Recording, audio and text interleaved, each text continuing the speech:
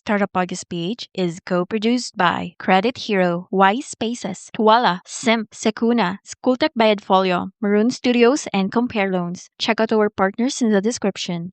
Welcome sa isa na namang episode ng Startup August PH Kwentuhan at Philippine Startup Week 2025. Andito pa rin tayo, day 3 na sa mga nakanoong room ng Philippine Innovation Center dito sa Marikina City at ang ating kakwentuhan ngayon na hatak from buto lang na nakalabas ng room ay Token. Yes Now po. spelling ay Token. U-E-N. Yes po. We have Sir JR. Thank you po, sir. Sir. I'm doing great. Nakapagkape na. Ang kulang na lang is pagkain. Hindi ko na alam siya, sir. Pero actually, nung napadaan ako, nagkakaroon na ako ng interview. Parang nakita ko yung banner nyo, sobrang attractive yung inyong ginagawa. So maybe you can share sir, sa ating audience what exactly are you doing? Yes, thank you. So what we do at Token is basically we're a peer-to-peer lending platform in which what we do is we take the user's money, they deposit it into us, and then we loan it out to other people. And then, syempre may interest yan dahil utang. Ang ginagawa po namin is yung interest, binabalik namin sa user na nagpahiram na pera. Okay. Kumukuha lang kami ng maliit na percentage to make sure that we thrive as a business po. Okay. Kailangan ko kasi peer-to-peer lending app. Yeah. Wow, that's lending app marami. Medyo mga lending app. Pero yung peer-to-peer, this is blockchain, right? Tama ba? Or parang tama, correct me if I'm wrong. Yes. Yung blockchain namin is to make sure that our users stay anonymous because recently there are issues, right, with data privacy and other financial apps, right? So we want to make sure that whatever mangyari, if magkaroon na issue, our users stay anonymous because let's say if nag-leak ang data, anong gagawin ng hacker if nalaman niya itong edad mo, itong credit capacity mo, pero walang pangalan. Yeah. Hindi niya alam kung sino yun. It's useless information. Oh, so sige, first of all, that's actually very interesting. How exactly are you different from other lending apps? So, the main difference namin with other lending apps is, one, it's peer-to-peer. So, it's not a person borrowing from a business. Yeah. It's a person borrowing from another person. We are just the middleman providing for it. And second, if we want to compare rates, we are actually competitive with our rates po with other lending apps. Our rates vary from 1.5 to 3.5% per month po, compared to the usual na 2 to even 7% per month na interest po. Wow, I mean, I don't know. Nakita na nasa bebe yung blockchain eh. Tapos, ang dami peer-to-peer na mga blockchain ganyan, decentralized ganito, peer-to-peer ganyan.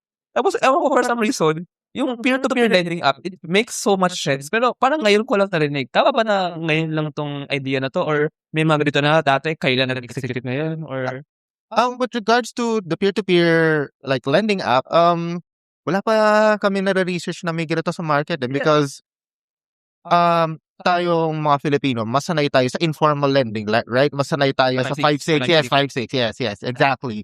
Masanay tayo sa ganun. So no one exactly thought of it na let's scale this up. Let's see what we can do. Still filling out loan applications for your business? Yeah, thought so.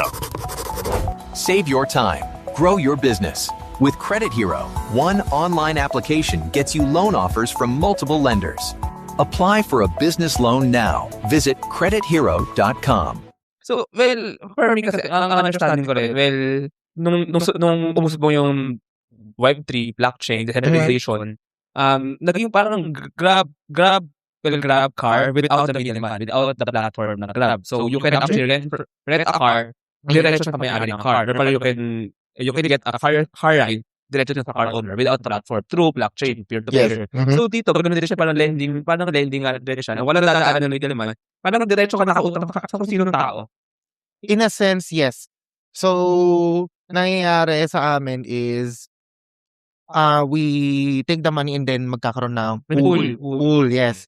And then dun kukuha. So, in a sense na hindi mo alam kung kanino yung pera nang galing. So, hindi mo alam, like for example, there are some people that they don't want other people to know that they're very capable of giving or lending money to other people. And some people, they don't want to know that they're loaning. That's why That's why we wanted it to be Yeah. pulled amount and we wanted everyone to stay anonymous. Yes, but talaga it makes so much sense. Parang yung pool, ano siya, parang operating mechanism siya, na basically, ganun din naman pag nanghirap ka, tao, parang sa harap na naka-pool yun na, pero dito, to keep the anonymity, parang naka-pool, yung lahat ng magkakautang, naka-pool. Yes. And then lahat ng utang, pwede kumutang sa pool. Pero essentially, parang kumutang rin naman sa tao Essentially, kasi nakapool lang ng pera but nagaling pa rin sa tao. Wow, I mean, wow, napapawaw, promise.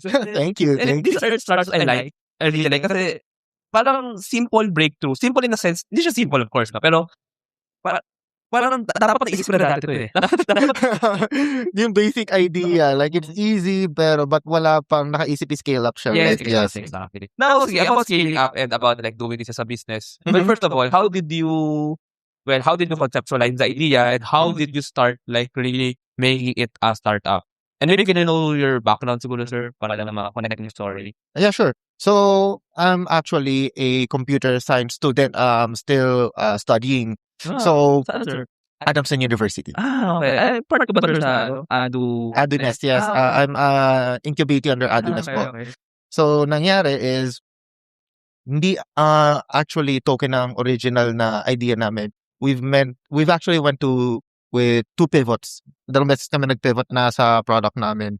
And initially, it started out as gusto lang namin magkaroon ng 1 sa grade. But eventually, yung mentor ko and me, when we visited Echelon Philippines, nagkaroon kami na spark, and then he told me that, hey, JR, I've noticed na may ganito, or this is an issue that we have na the people that are fresh grads or people that are earning around 25 to 35,000 per month, they don't have an easy way of growing their money. So, like brainstorm, and then eventually we came up with Token. Because imagine, right? Because I've been actually a call center agent before. Sabihin natin you earn 25,000 pesos. And let's say, sabihin natin na lucky, 5,000 doon, disposable income, like pwede mo panluho or anything. If, let's say, you want to grow financially and you want to invest that 5,000 into something, there's no easy way to invest in that. Baka sa very late. I mean, ang liit, yes. Yeah. Ang liit masyado pag sa bangko. And then if gusto mo mag-cryptocurrency or gusto mo let's say, stocks, it's very hard to get into those ways of investment po eh. So then, how did you join Adunest? Tapos paano siya kayo ginagawa? Or like, even the development ng inyong platform? So, nag-join kami ng Adunest because it was actually advertised to us na may event na nangyari na, hey, may demo day kami dito or meron kaming parang introduction sa TBI namin. And then, what happened was, when it was introduced to us, and nabulag sa uno, we joined. Tas eventually, hey, this feels good. This feels good na you're doing a solution. So, what initially started out as, I wanted this for my grades, eventually turned into, I want to help out people while also helping myself out. So, diba, grades, helping other people, and also, financing the business model here. Yes. Sige, Trust the digital future with Twala. Secure and tamper-proof digital signature. Electronic notarization service. And custom AI agents for intelligent document workflows. Visit twala.io to learn more. In today's digital world, your organization needs more than just technology. It needs a strategic partner. At Symph, we build web and mobile apps that drive innovation for startups, enterprises, and organizations worldwide. Visit symph.co today. Protect your assets from bugs before bad hackers exploit them. And launch your products seamlessly with Secuna, your trusted partner in cybersecurity. Receive reports in real time and work with security experts to find bugs in your products before others do. Let's make your security our priority. What's the most challenging part in doing this so far? Token. The most challenging part about doing Token is regulations. Because Marami yan, BSP.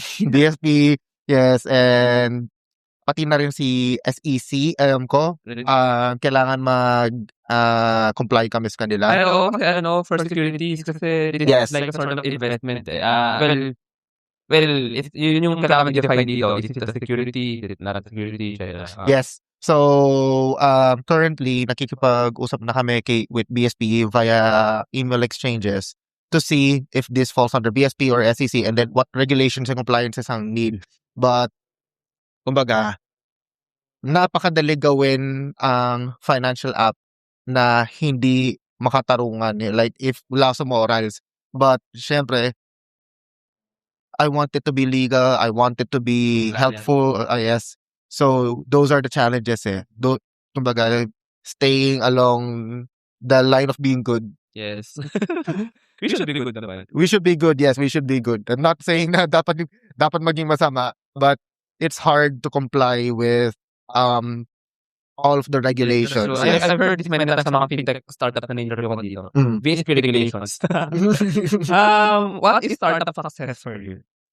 A startup success for me is when you can say that, or when you can see people say that, uy, ito si ito yung, ito si Token, maganda dito, like, as long as I can hear Token's name being used in a good way, that's success for me because I know I help people. I know that people are remembering the startup as good. So, nandun pa rin syempre na numbers that you want the startup to be in the green, like maganda ang income mo. But as long as you can hear people say good things about Token, usually good returns, good revenue also comes along with it. Well, medyo connected. What is the vision? Kasi maybe parang yun yung vision na maging household name to Token. Ganun ba na wag kailangan ng utang or kailangan mag-save or naghanap ng saving mechanism para mag-internet. Token comes to mind. Ano yung vision really?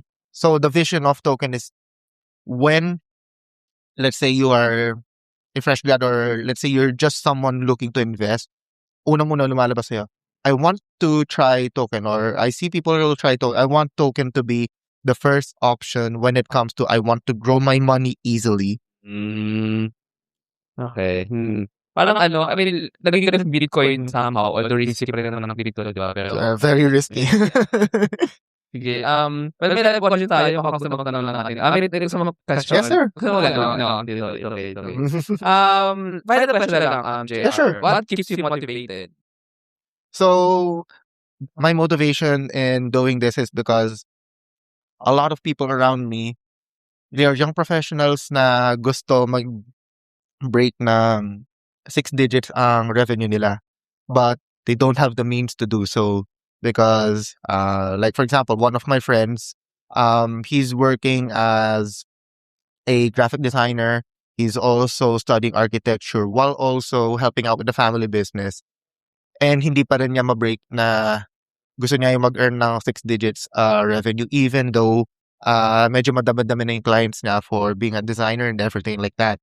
So, the main motivation talaga is I want people to easily grow because not everyone has easy access to grow financially, or not everyone has, let's say, a family business para manahin. Not everyone is lucky enough. Mga nepo baby. Hindi lahat nepo baby. True, yeah.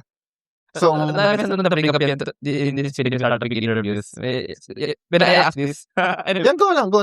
Yeah. Anyway, sige. Naalala ko pala, ang go-to pala ngayon na saving mechanism din na may medyo mataas interest rate, mga digital banks, no? Yes, so, yeah, true. parang maging ganung position din sa mga si Token, no, na isa right now, people think kung sila, yung, let's say, brands na sila GoTime, sila, yung mga bago, sila CIFB, sila, IG dati, kasi 4%, 5%, 50%. Mataas na eh, compared sa... Parang bank na naman si Token. Yes, it is. Digital wallet account. You put your money there, the pool, well, it needs to be secure na talaga. It needs to be super secure. And then, may so, it grows interest, dahil hinihira na siya. And then when you want to withdraw, you forget. So actually, it's like a bank. In a sense, yes, it is kind of like a bank. Kaya medyo kailangan namin mag-comply kay... For me, I mean, if super sure ang security ng money ko kay Token, I'd easily put my money sa Token.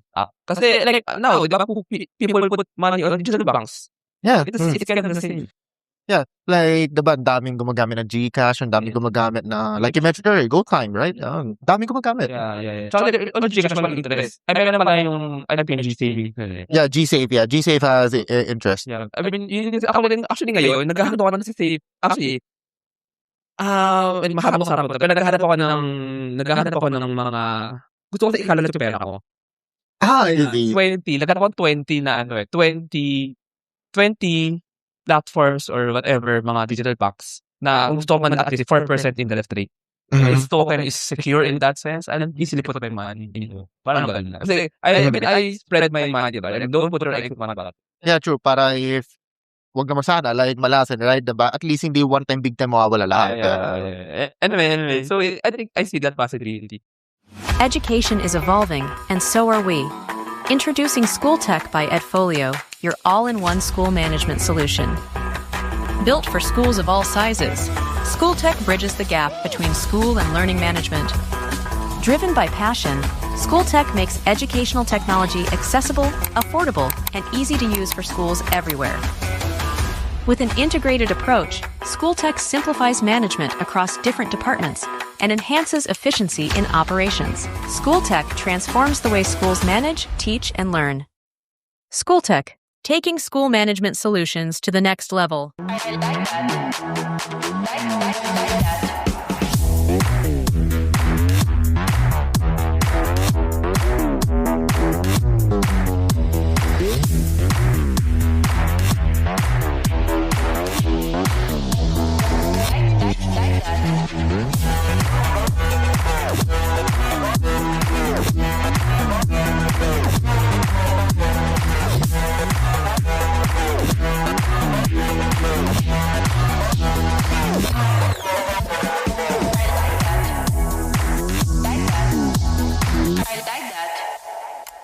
Running a business? Make it smarter with Red Circle Global. Streamline operations, boost productivity, and manage everything in one powerful ERP system. Book your free business demo today at redcircleglobal.com, guided by one of our top experts. Ayun, sige, thank you, JR, for thank you this too. kwentuhan. And baka may listeners out there, investor even, partner, possible user, who's interested sa token, so how can they connect with you? So with Token, if you're an investor that wants to help make Token a reality, because we're still in the development phase pa po, you can contact us at artifix.inc@gmail.com, and that's the company email. All of our Token founders check that email, and if you want, you can directly email me or message me on Facebook. My email is going to be johnrafaelrufino55@gmail.com, and just search my full name on Facebook. I'll definitely respond to you if you send me a message. By the way, maganda idea. So I think people will gonna be, pag they get the idea, but execution is always the race. Execution. But Yes. ayun, I think the idea na out there na natin yung idea. So, it will be a combination and maybe it's execution. Yeah. Execute well. Will do. More work kayo, okay. Will do po. Marami naglo-look forward, kaya need namin talagang tapusin to. Ayun, sige, thank you so much. Thank you po. Thank you rin, Johnny. Thank you very much to our 64 patrons. This episode is super powered by AskLex PH Academy, our official e-learning partner. Get certifications on Lean Six Sigma, project management, data science, and more. Architect Space Solutions. Architect provides ground station services, space data analytics, and technology supplies while partnering with government, academia, and industry to grow the Philippines' role in the global space ecosystem. DVCO Technologies Incorporated. IT Solutions specializing in software development, blockchain smart contracts, digital wallets, and cybersecurity. NutriCoach. Personalized nutrition and weight loss programs for you. Argum AI. Make smarter decisions by presenting both sides of an issue as argued by two distinct AI models. Pixel by ePlayment. Turn content into opportunity, grow deeper connections, and earn more. Only with Pixel. Sign up at pixel.eplayment.co. School of Profits. Filipino community for aspiring freelancers, VAs, agency builders, and online earners. Built to help you start, grow, and earn online together.